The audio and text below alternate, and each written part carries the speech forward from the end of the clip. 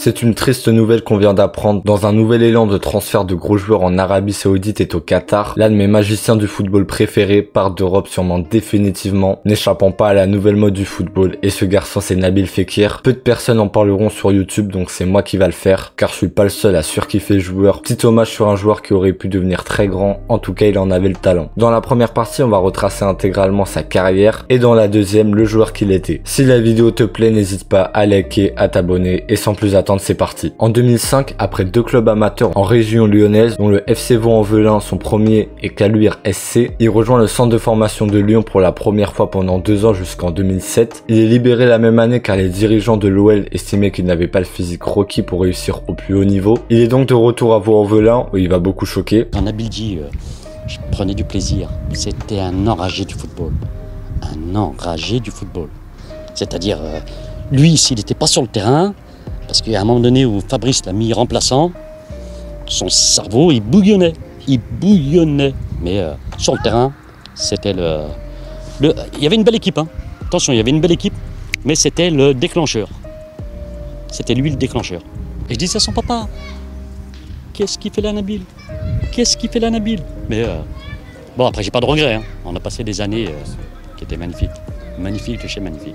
En 2011, pareil pour l'OL qui avait décidé de s'en séparer, il fait un comeback pour de bon cette fois-ci pour montrer qu'il fallait pas le virer 4 ans plus tôt. Il fait ses débuts pro en 2013, il joue 660 minutes en tout sur la saison et il commence fort et finit fort de Rémi Garde. Justement, cette fin de saison, on peut le voir vraiment bon avec les 2 attaquants de devant, Bafétimbi Gomis et Alexandre Lacazette, ce qui va lui faire prendre une ampleur différente. Sur toutes ses apparitions, le talent est très visible, malgré qu'il ait un vide dans le jeu pour pas précipiter la chose. Il continue sur sa bonne lancée lors de la préparation estivale 2014, ce qui va amener à une totale confiance réciproque de Nabil et du nouveau coach de l'OL, Hubert Fournier. Cette année-là, il va atteindre un niveau trop incroyable qu'il n'a peut-être plus jamais atteint par la suite. À 21 ans, il est super précoce et cette version de Nabil Fekir, c'est le football à l'état pur pendant 1 an. Il forme un super duo avec l'autre français Alexandre Lacazette qui marque 31 fois. Grâce notamment à cette connexion Made in France, l'OL finit 2e de Ligue 1, c'est le retour en LDC 1 an après. 15 buts et 13 passes décisives pour une première saison pleine en Ligue 1 en étant numéro 10 et avec ses grandes performances sur le terrain, c'est très fort. Après un triplé face à Caen en 4e journée de Ligue 1 Conforama 2015-2016, le match qui suit sera pour lui le vendredi 4 septembre 2015 donc, avec l'équipe de France face au Portugal. À la 14e minute, il sort sur blessure à cause d'une rupture des ligaments croisés au genou gauche qui mettra un énorme frein d'une année entière à sa carrière. En plus de ça, comme je l'ai dit, on peut considérer aujourd'hui qu'il aura jamais retrouvé ce niveau après tellement il était trop fort. Même si vous allez voir 2 ans après, c'est son 2e prime mais sûrement pas au niveau de la saison de 2014-2015. Il est de retour pour l'exercice 2016-2017 et il va faire une grosse saison, même si on voit que la grave blessure est récente et que sa prise de masse ne lui est pas forcément bénéfique comme pour tout joueur de son profil, mais on assiste quand même à un retour au haut niveau de Nabil. Statistiquement, 14 buts et 12 passes décisives, c'est vraiment pas mal. L'Olympique Lyonnais réalise un beau parcours en Europa League. Après avoir été mauvais en Champions, ils finissent 3e de leur poule et reversés en Europa, où leur aventure se stoppe aux portes de la finale éliminée par l'Ajax. En 8 apparitions dans la compétition, il est décisif 8 fois. Il est énorme 2 fois consécutivement en tour intermédiaire retour où il inscrit 3 buts et donne une petite passe D face à la Z Alkmaar. Et face à l'AS Roma, il est juste trop fort sur le terrain. Comme je le disais, Nabil Fekir a connu un 2e prime, c'est sa saison 2017-2018 et surtout les 6 premiers mois de cet exercice. Comme 3 ans avant, le niveau sur le terrain c'est fou, c'est plus autant l'explosivité mais c'est plus un meneur de jeu. Et quel meneur il est! En 40 matchs, il inscrit 23 buts et 8 passes décisives. Dès le début de la saison, il a annoncé la couleur avec ce lob extraordinaire de 54 mètres le 19 août face à Bordeaux. Face à l'OM et au PSG, il marque 2 coups francs directs de loin avec des superbes trajectoires, dont une qui pousse Mandanda à la faute. Mais le match le plus marquant, c'est dans l'une des plus grosses rivalités historiques de l'histoire du championnat français. C'est le 5 novembre 2017 où Lyon humilie les Stéphanois 5-0 à domicile avec un doublé de Fekir dont un 5e but avec une célébration qui rentrera sûrement dans l'histoire du football. C'était un grand lieu à cette époque. Fekir, c'est le leader d'une attaque Mariano Diaz Prime, Memphis Depay Prime et Bertrand Traoré Prime. L'OL finit 3e du championnat et Nabil Fekir est très logiquement dans le 11 type de la saison. Juste avant la Coupe du Monde 2018, après une excellente saison du Nabil, il est grandement courtisé par des géants d'Europe et c'est Liverpool qui va se montrer le plus intéressé au point de réussir à trouver un accord avec le club lyonnais à hauteur de 70 millions d'euros, une somme quand même colossale. Mais contre toute attente, Liverpool va mettre un contre-pied au monde du football en annulant à la toute dernière minute le transfert, alors que la visite médicale et les photos officielles étaient déjà faites pour Fekir. Les détails de ces dénouements improbables probables sont encore floues aujourd'hui. Apparemment c'est à cause d'une alerte physique au genou, version démentie par le joueur ne comprenant toujours pas en 2021 le pourquoi du comment. Ce transfert aurait pu lui permettre de prendre une nouvelle dimension dans l'un des meilleurs clubs d'Europe, accompagné sur le terrain des tout meilleurs joueurs du monde, et à partir de là on aurait pu s'imaginer beaucoup de très belles choses pour lui. Imaginez-le dans cet effectif incroyable sur Jürgen Klopp, ça aurait été juste dingue. Ce cas est l'un des non-transferts qui aurait été le plus intéressant du foot récent, et c'est parallèle à nos grands regrets. Après cet échec, Jean-Michel Aulas et la direction lyonnaise décident de le garder définitivement une dernière année. Juste après cet épisode, Nabil Fekir s'envole en Russie pour disputer la Coupe du Monde 2018, avec un rôle modeste, entrant à tous les matchs à l'exception de la demi-finale face à la Belgique, et rendant un bon service sur la fin des matchs des Bleus. Il remporte cette CDM et il clôt une saison incroyable de sa part de la plus belle des manières. Pour sa dernière année en tant que joueur de l'Olympique Lyonnais, on ressent que ses mouvements sur les derniers mercato lui jouaient un peu des tours. Sa saison est moins bonne que la précédente sans être mauvaise, loin de là. En même temps, c'était dur de faire mieux honnêtement. Mais cependant, il a des moments marquants comme chaque saison. Sa très bonne campagne de Ligue des Champions avec 3 buts et 2 passes D en 6 matchs joués, avec notamment un but et une passe décisive contre le grand Manchester City et un banger contre Hoffenheim. Ça aurait été l'un des seuls au niveau dans des phases de groupe compliquées pour Lyon malgré leur qualification en 8ème. Je coupe court, après un 0-0 en match aller, ils se prennent une claque 5-0 au retour face au Barça en 8ème. Et comme moment marquant, on peut aussi souligner quand il sauve Lyon de la défaite à la 87e minute face à Toulouse grâce à un superbe coup franc imparable pour le gardien. Un an après son transfert avorté, il est de retour sur le devant de la scène au temps des périodes de transfert estivales et contre toute attente, le 23 juillet 2019, il signe officiellement au Betis pour 20 millions d'euros, un choix de carrière très douteux sachant la pauvreté de leur effectif, la pauvreté de leur objectif et sachant aussi la différence entre le niveau du joueur et le club. Nabil aurait mérité d'être transféré dans un bien meilleur club pour une somme d'argent plus conséquente, mais c'est le foot, c'est du passé et on n'y peut absolument rien faire. Mais c'est dommage car t'es forcément moins aidé par tes coéquipiers étant pour la plupart une classe en dessous de ceux qu'il y avait à Lyon. L'exposition au grand public est différente, bref, tout un tas de choses comme ça. Sur le cas de son prêt et de son club, Mohamed Eni l'explique très bien dans cette vidéo. T'as les joueurs brésiliens, argentins, ils font juste une bonne saison dans leur vie,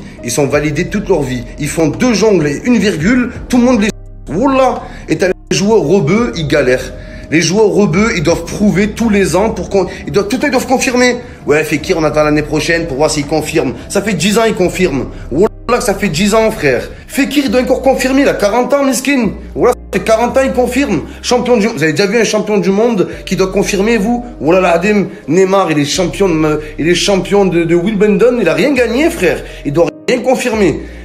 Coutinho, 150 millions. Il a rien à confirmer. Dembélé... 1 milliard, rien à confirmer. C'est quoi ça? Nabil Fekir. Wallah, il s'appellerait Nabil Fekirnio. Wallah, il coûterait 300 millions. La vie de ma mère. Wallah, Moussa Sissoko. Moussa Sissoplo. Il a fait 2 bons matchs à l'Euro, il a Tottenham. Wallah, il a Tottenham et Fekir, il a tout fait dans sa vie.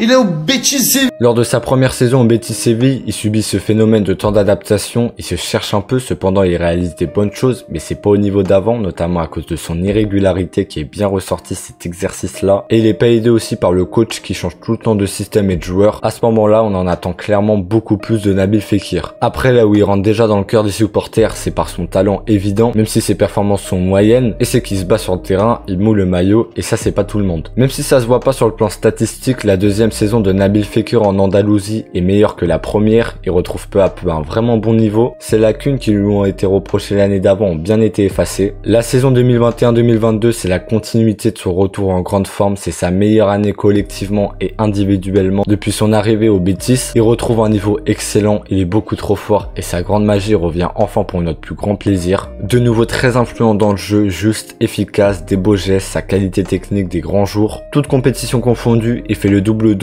10 buts, 10 passes décisives. C'est bien, mais ses stats sont un peu en dessous de son niveau sur le terrain. Après, il fait ses meilleurs chiffres en terre espagnole comparé à toutes ses saisons d'avant et d'après. Le Betis finit à une belle 5ème place en Liga, meilleur classement depuis presque de 20 ans. Et l'énorme série sur le gâteau, ce qui va lui faire entrer dans l'histoire du club, c'est déjà la qualité de sa saison, mais en plus sa finalité. Car il remporte la Coupe du Roi en étant énorme et il y a un moment marquant en 8ème face au grand rival, le FC Séville. Il te met un corner rentrant dans le plus grand des calmes. Après, malheureusement, il enchaîne 2 saisons compliquées. Il se fait une nouvelle blessure au ligament croisé et il rechute au genou, donc c'est un temps de jeu très réduit et vous savez ce que ça peut faire, de blessures coup sur coup, mentalement et physiquement, malgré qu'il soit bien revenu ces 6 derniers mois, même si la concurrence avec Isco, ça le freinait un peu dans ses dynamiques. Aujourd'hui à 31 ans, c'est la fin pour lui, comme beaucoup d'excellents joueurs de football, il va aller prendre son argent bien mérité à l'étranger. Dès son arrivée, les supporters du Betis Séville sont tombés amoureux du numéro 18 français. Il repart comme énorme légende du club 5 ans après son arrivée. À la suite de tout ce que j'ai souligné et en plus d'un gros salaire, le club veut s'en séparer malheureusement et logiquement. L'objectif de la direction est maintenant réussi, ainsi Fekir s'en va à Al Jazeera, essuyant une carrière plein de talent mais aussi de regrets pour nous qui aurions espéré de le voir dans un top club européen. Mais comme le disait très bien Zach Nani il y a pas longtemps, il a choisi une carrière romantique au lieu d'une très grande carrière, rester 8 ans dans son club de cœur et aller dans un nouveau défi énorme et ramener un trophée à un club qui en était loin à son arrivée. Merci pour tout Nabil, on n'oubliera pas, jamais.